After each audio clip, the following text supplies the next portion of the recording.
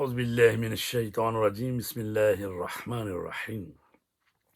عزیزان گرامی، ہم خطبہ شعبانیہ جو کہ رسول کریم صلی اللہ علیہ وآلہ وسلم نے ماہ شعبان میں یعنی ماہ رمضان کی آمد سے پہلے مسجد نبوی میں خطبہ ارشاد فرمایا اور اس کو ائمہ طہار نے نقل کیا ہے، تو اس خطبے کا ایک حصہ ہم پہلے بیان کر چکے ہیں، آج دوسرا حصہ بیان کرتے ہیں۔ فرماتے ہیں رسول کریم وَتُوبُوا إِلَى اللَّهِ مِن ذُنُوبِكُمْ وَارْفَعُوا إِلَيْهِ أَيْدِيَكُمْ بِالدُّعَاءِ فِي أَوْقَاتِ صَلَاتِكُمْ۔ فرماتے توبوا الی اللہ من ذنوبکم، اے لوگو اپنے گناہوں کی معافی مانگو، اللہ سے توبہ کرو۔ وَارْفَعُوا إِلَيْهِ أَيْدِيَكُمْ بِالدُّعَاءِ فِي أَوْقَاتِ صَلَاتِكُمْ، اور دعا کے لیے اپنے ہاتھوں کو بلند کرو اوقات نماز کے وقت، چونکہ بہترین وقت جو ہے وہ یہ ہے کہ انسان نماز پڑھ لے تو اس کے بعد دعا کرنے کے لیے حکم دیا گیا ہے، اور یہ بہترین وقت۔ فَإِنَّهَا أَفْضَلُ السَّاعَاتِ يَنظُرُ اللَّهُ عَزَّ وَجَلَّ فِيهَا بِالرَّحْمَةِ إِلَىٰ عِبَادِهِ، کیونکہ یہ بہترین اوقات ہیں، بہترین ساعات ہیں کہ اللہ تبارک تعالیٰ عز و جل اپنے بندوں کی طرف نظر رحمت کرتا ہے جب بندے نماز پڑھ کے اس سے دعا کرتے ہیں۔ یجیبہم اذا ناجوہ، اور اللہ جواب دیتا ہے جب وہ اللہ کو پکارتے ہیں۔ وَیُلَبِّیہم اذا نادوہ، اللہ لبیک کہتا ہے جب بندے اس کو ندا کہتے ہیں۔ اور اللہ تو اتنا رحیم و کریم ہے، جب اس کا بندہ اس کو ایک مرتبہ پکارتا ہے، وہ کہتا ہے یا اللہ یا اللہ یا رب یا رب، ایک دفعہ کہتا ہے تو اللہ کہتا ہے یا عبدی یا عبدی، 10 مرتبہ کہتا ہے۔ وہ تو اتنا کریم ہے، رحیم ہے۔ تو کہا کہ نمازوں کے اوقات میں اپنے ہاتھوں کو بلند کرو، اللہ سے دعا مانگو۔ اذا سألوہ، جب تم اس سے سوال کرو۔ وَيَسْتَجِيبُ لَهُمْ اذا دعوہ، اور وہ مستجاب کرتا ہے تمہاری دعاؤں کو جب تم اس کو پکارتے ہو۔ ایھا الناس ان انفسکم مرہونۃ باعمالکم ففکوھا باستغفارکم، اے لوگو تمہاری جانیں، تمہارے نفوس جو ہیں وہ تمہارے اعمال کے گروی ہیں، اور ان کو چھڑاؤ اچھے اعمال کر کے، نیک اعمال کر کے، استغفار کر کے ان کو چھڑاؤ۔ مرہونہ مطلب یہ ہوتا ہے کہ جیسے آپ نے کوئی رقم لی ہے بینک سے، تو اپنی کوئی پراپرٹی کوئی چیز رکھ دی گئی ہے، تو اگر وہ چھڑانی ہے تو ظاہر ہے کہ وہ رقم دینی پڑے گی، پھر وہ پراپرٹی جو ہے وہ چھوڑتا ہے بینک۔ تو اسی طرح کہا گیا ہے کہ تمہارے جو نفوس، تمہاری جانیں ہیں تو ہمارے اعمال کے گروی ہیں، یعنی اچھے اعمال کرو تو اپنی جانوں کو، اپنے نفوس کو جہنم کی آگ سے آزاد کرواؤ۔ اور فرمایا ہے کہ وَظُہُورَکُمْ ثَقِیلَۃٌ مِّنْ أَوْزَارِکُمْ، تمہاری جو کمرے ہیں، تمہاری پشتیں جو ہیں وہ گناہوں کی سنگینی سے جو وہ ہے وہ سنگین ہو گئی ہیں۔ فخففوا عنہا بطول سجودکم، فرمایا رسول پاک نے تو ان کو، اپنی پشتوں کو اس گناہوں کی سنگینی سے تم کس طرح نجات دے سکتے ہو؟ بطول سجودکم، اپنے لمبے لمبے سجدے کر کے تم جو ہے اس کو تخفیف کر سکتے ہو۔ اپنی جو پشتیں ہیں جو گناہوں سے سنگین ہو چکی ہیں ان کو ہلکا کرنا ہے تو اللہ کی بارگاہ میں لمبے لمبے سجدے کرو۔ وَاعْلَمُوا أَنَّ اللَّهَ أَقْسَمَ بِعِزَّتِهِ أَنْ لَا يُعَذِّبَ الْمُصَلِّينَ، رسول پاک فرماتے ہیں اللہ تبارک تعالیٰ نے اپنی ذات کی قسم کھائی ہے کہ وہ نماز پڑھنے والوں کو عذاب نہیں دے گا، والساجدین، اور سجدہ کرنے والوں کو عذاب نہیں دے گا۔ وَأَنْ لَا يُرَوِّعَهُمْ بِالنَّارِ يَوْمَ يَقُومُ النَّاسُ لِرَبِّ الْعَالَمِينَ، اور اللہ تبارک تعالیٰ کے متعلق رسول پاک فرماتے ہیں کہ جس دن سب کے سب اللہ کی بارگاہ میں کھڑے ہوں گے تو وہ نمازیوں اور سجدہ کرنے والوں کو عذاب نہیں دے گا اور آتش جہنم سے ان کو نہیں ڈرائے گا۔ تو عزیزان گرامی، اب اس خطبے میں اگلا پیرا یہ ہے کہ جو مومنین کے روزوں کو افطار کرواتا ہے، کسی کا روزہ افطار کراتا ہے تو اس کو کیا ملنے والا ہے۔ فرماتے ہیں رسول خدا، ایھا الناس من فطر منکم صائما مؤمنا فی ھذا الشہر کان لہ بذلک عند اللہ عتق نسمۃ ومغفرۃ لما مضی من ذنوبہ۔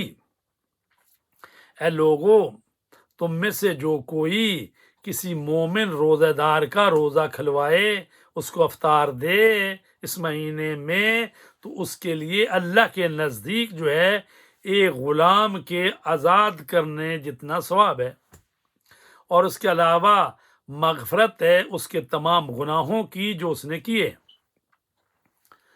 تو یہ بہت بڑی بات تھی، لیکن چونکہ جب رسول پاک جو ہیں مکہ سے ہجرت کر کے مدینہ گئے ہیں، اقتصادی حالات مسلمانوں کے بھی ایسے نہیں ہیں، بہت سارے لوگوں کے اپنے گھر بھی نہیں ہیں، اور اقتصادی حالت بہت خراب ہے، اور صحابہ کرام کہہ رہے ہیں یا رسول اللہ، اگر کوئی کسی کو افطاری دینا چاہے تو پورا کھانا نہ دے سکے تو کوئی قادر نہ اس پر تو کیا کرے؟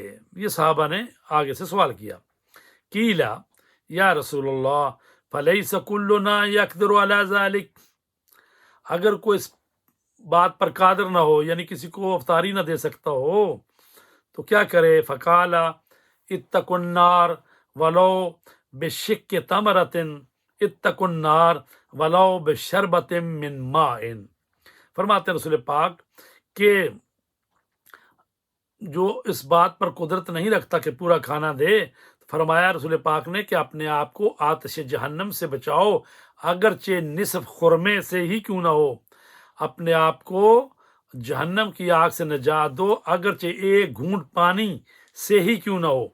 یعنی کیا کھجور کا آدھا دانہ دے سکتے ہو، کہ کیا پانی کا ایک گلاس دے سکتے ہو، تو اپنے آپ کو بچاؤ۔ یعنی افطاری دینے کے لیے چاہے آپ کو پانی سے افطاری کسی کو کرانی پڑے، یا کسی کو ایک کھجور یا آدھا کھجور کا دانہ دے کر، تو یہ کام کرو۔ فرماتے ہیں رسول پاک، ایھا الناس من حسن منکم فی ھذا الشہر خلقہ کان لہ جوازا علی الصراط یوم تزل فیہ الاقدام۔ اے لوگو، جو کوئی اس مہینے میں اپنے اخلاق کو بہتر کرے گا، اپنے خلق و خو کو بہتر کرے گا، تو وہ آسانی سے پلسرات عبور کرے گا، کہ جس سے لوگوں کے قدموں میں لغزش ہوگی۔ یوم تزل فیہ الاقدام، کہ پلسرات پر گزرتے ہوئے لوگوں کے قدم ڈگمگائیں گے۔ تو عزیزان گرامی، یہ جو ہے پلسرات، اس کے متعلق کہا گیا ہے کہ آیت اللہ دست غیب کی کتاب ہے، تو اس میں انہوں نے لکھا ہے کہ بعض لوگ جو ہیں پلسرات سے گزرتے ہوئے 3,000 سال ان کو لگ جائے گا، 50,000 سال کا قیامت کا دن ہے۔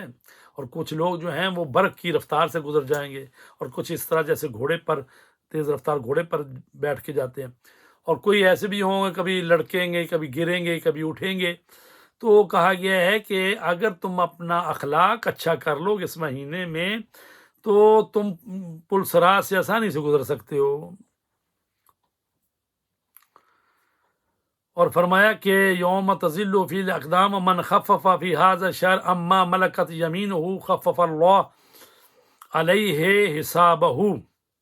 اور جو اپنے متحدوں سے، چونکہ اس وقت غلامی کا بھی دور تھا، کچھ لوگوں کے غلام ہوتے تھے، نوکر ہوتے تھے، کنیزیں ہوتی تھی، آج کل وہ تو نہیں ہے، لیکن ظاہر ہے کہ وہ کسی کا آفس ہے، کسی کا دفتر ہے، کسی کے گھر میں کوئی کام کرنے والے، جو وہ لوگ جو گھروں میں کام کرتے ہیں، دفتروں میں کام کرتے ہیں، تمہارے متحد ہیں، تو اس مہینے میں ان پر جو ہے تخفیف کرو، کچھ کام میں آسانی پیدا کرو۔ اور جو ایسا کرے گا، من کف فیہ شرہ کف اللہ عنہ غضبہ یوم یلقاہ۔ اور فرمایا کہ جو کوئی اس مہینے میں اپنے متاحد سے مدارا کرے گا، نرمی کرے گا، تو خداوند قیامت کے دن اس کے حساب میں نرمی کرے گا۔ اور اگر کوئی اس مہینے میں دوسروں کو اپنی اذیت سے بچاتا رہے گا، تو قیامت کے دن خدا اس کو اپنے غضب سے محفوظ رکھے گا۔ اور اگر کوئی اس مہینے میں کسی یتیم پر احسان کرے، تو خداوند عالم قیامت کے دن اس پر احسان کرے گا۔